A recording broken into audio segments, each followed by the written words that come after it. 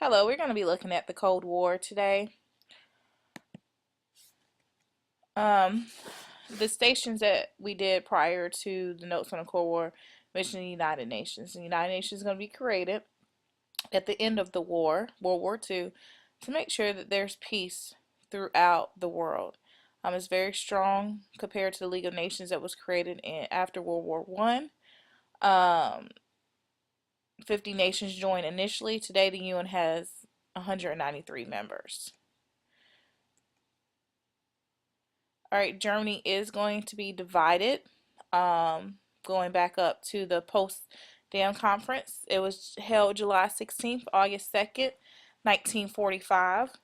Stalin, Attlee, who had replaced Churchill as the British Prime Minister, and Truman, they're going to meet to decide the fate of Germany, other occupied territories in Europe, now that Hitler is gone and he committed suicide. All sides agreed to divide Germany and Austria into occupation zones, meaning that the military would stay in those zones and make sure that Germany had a smooth transition. But disagreed over making Germany pay war reparations to the Soviets. They didn't want to make Germany pay war reparations because remember they did that with World War One. That is going to lead to World War Two. So Germany is going to be divided, as you see. The United States, in this section, Great Britain, France, and this whole area right here is going to go to the Soviets. The problem is the Soviets is a communist country, and these three countries right here are all democracies. The Soviets are going to split from the Allies. Stalin wanted to keep territory which the Soviets had conquered in Eastern Europe in order to protect his nation from future invasions. The Allies insisted on free elections in the Soviet-occupied countries of Poland, Latvia, Lithuania, Estonia, Romania, Bulgaria, Czechoslovakia, and Hungary. Stalin refused, and by 1948, all of these states had communist governments, so they did not become democracies at all. So Churchill is going to say that an iron curtain is going to form, and it's going to divide the West and the East. The West is going to be democracy, and the East is going to be communism. And actually, the Berlin Wall, and we'll talk about that later on in this presentation, is a good representation of the Iron Curtain. But the Iron Curtain describes the ideological division that had risen between communist Eastern Europe and the democratic Western. So the United States wanted to make sure that communism did not spread. This whole policy is called the containment policy. U.S. had little choice but to accept communism in Eastern Europe or enter into an unpopular war with the Soviets because now the Soviets and the United States are the two superpowers. So the U.S. is like, okay, look, we can't stop communism in the Soviets and all the satellite countries that the Soviets have, but we can stop it from spreading, and that was the containment policy. Truman's also going to write this Truman Doctrine. That's why it's called Truman Doctrine because it's wrote by him. The U.S. foreign policy would be to support free peoples who are resisting attempted subjugation by foreign minorities or by outside pressures. This was again to prevent countries from turning to a communist nation. Truman essentially declared war on the spread of communism, launching a Cold War that would last into the 1990s. It's called a Cold War because no one actually went to battle.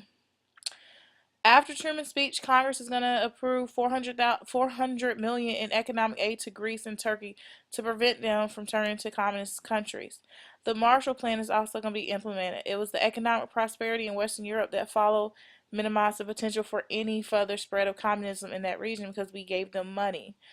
We gave them financial aid to prevent them from turning to communism and following Stalin. The U.S. is going to send $25 billion in aid to Europe in the 6 years following the end of World War II, and all this is part of our containment policy. They even offered money to Stalin, but he rejected the Marshall Plan because he would not allow any communist state to accept U.S. assistance because he knew that we were democracy and it would weaken his control. So he did stop his satellite countries from getting aid from us. So we would basically just fly the aid over. So the Allies decided to fly supplies into Berlin instead. Soviets were unwilling to be the aggressor by shooting down the Allied aircraft. So 1,500 flights a day delivered 5,000 tons of supplies a day. Everything from food to coal to gasoline to cloth to machinery. After nearly a year, the Soviets lifted the unsuccessful blockade because we kept flying the stuff in. In response to communism, we are going to create an organization called NATO.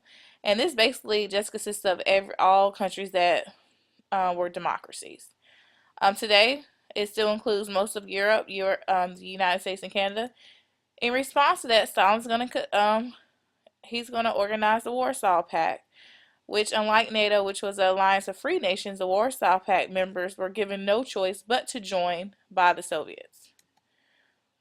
Russia is going to also develop an atomic bomb, which the United States is now going to be careful on how they interact with Russia because at one point in time we were the only country that had the atomic bomb and dropped them, but now the Soviets have them too. Um, First series of war that's going to take place. Our first series of containment is going to be the Korean War.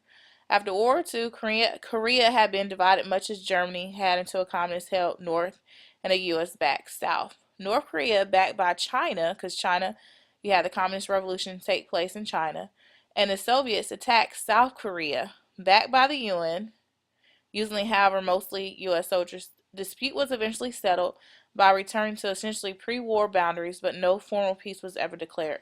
So North Korea is still communist, and South Korea is still a democracy. Right now, we have military bases in South Korea to prevent North Korea from coming in and trying to turn it into a communist nation. And this is present day. Military soldiers go over there. Both my parents are in the military, but my father has done 2 tours in Korea. This is the big bomb, the nuclear bomb. In 1952, we're going to develop the H bomb. This is far more serious than the atomic bomb. This bomb has not been used in war. Even now, this is why they said we went to war in Iraq, because we thought they had nuclear warheads. Within a year, the Soviets are also going to get the H bomb, and there's a lot of countries now today that have nuclear bombs. Because the Soviets and the United States both have this technology, it's going to be a nuclear arms race to see how many nuclear warheads can each country get. So the Soviets and Americans rapidly built enough nuclear weapons to destroy the world many times over. MAD, mutually assured destruction, was a theory that more nuclear weapons both sides had, the safer the world was, because it made a nuclear war unwinnable for both sides. Because in the end, if they both used it, we wouldn't be here. No one would be here. The United States believed that if one country fell to communism, then all the countries will fall to communism. So the U.S. believed in the idea that if you let even a single nation fall to communism, then you would set off a chain reaction where its neighbors will also fall to communism, like dominoes. That's domino theory. So that's why we got involved in a lot of affairs trying to prevent communism from spreading, such as the Korean War. And eventually it's going to be the Vietnam War, which lasted for 10 years, all to stop communism from spreading because of this domino effect. Stalin's going to die, and a new Russian leader is going to take his place. Russia is still going to remain communist. The tensions between the United States and the Soviet Union is not going to decrease. In fact, it's going to increase by this new leader, Nikita Khrushchev. You're going to have communism spread to Cuba even today. Cuba is still a communist nation. However, President Obama is trying to make sure we have somewhat of a relationship with Cuba. But many U.S. businesses held large investments in Cuba during the 1950s, but those investments were jeopardized when Cuba's government was overthrown by communist rebels under the leadership of Fidel Castro, which he's still in office today, but he's very old. And that's why I guess we're trying to work out some type of relationship with Cuba, because he's not going to be there too much longer. But this happened in the 1950s. The bad thing about Cuba turning to communism is Cuba's right outside. It's about 90 miles away from Florida. So that's why the United States wasn't too keen that Cuba did become a communist nation. Looking at the Berlin Wall, people in the Soviet side or the communist side of Germany would leave and try to go to the other side, the democratic side of Germany. So the Soviets decided to build what is called the Berlin Wall. Deep inside of communist East Germany became a way for many Germans to flee communist oppression, and that's West Berlin. In 1961, the Soviets ordered the construction of a wall around West Berlin to isolate it and prevent future defections. The Berlin Wall became the physical symbol of the Cold War and the Iron Curtain. The United States is not too keen with the fact that Cuba is a communist nation, so we are going to try to overthrow Cuba's government and Fidel Castro.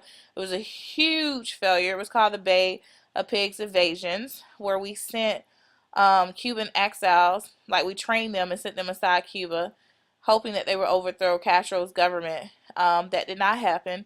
JFK was our president at that time, and it was a huge, major international embarrassment for the United States.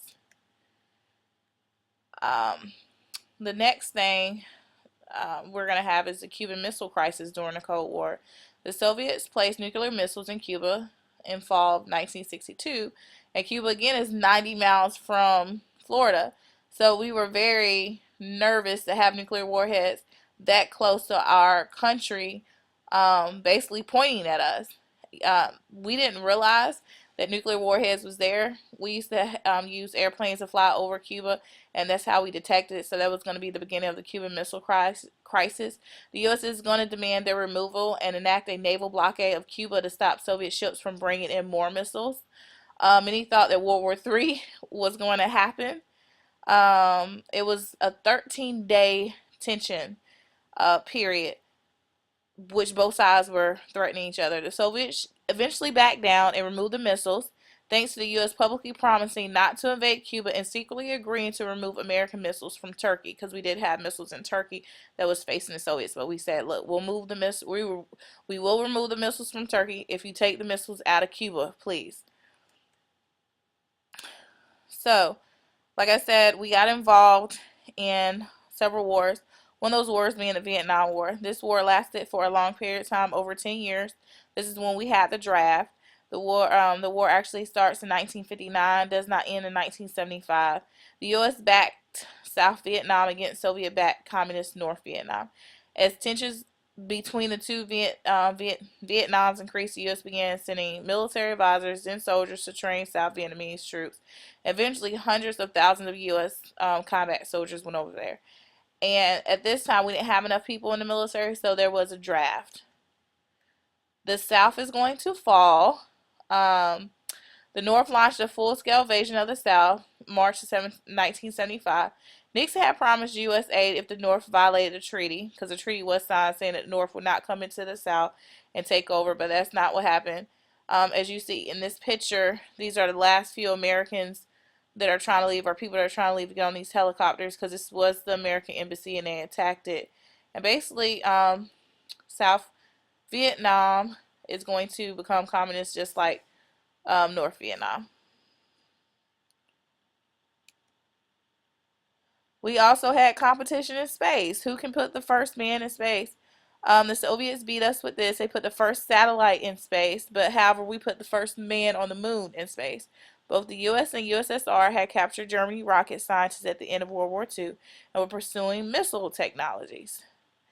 So it's going to be a big race to see who can accomplish the most in outer space. The intercontinental ballistic missiles, the development of missile technology allowed both sides to mount atomic warheads onto long-range rockets, which could be launched against distant targets, which was a worry because basically one side could launch a nuclear missile all the way from the other side of the world, and it could hit their target.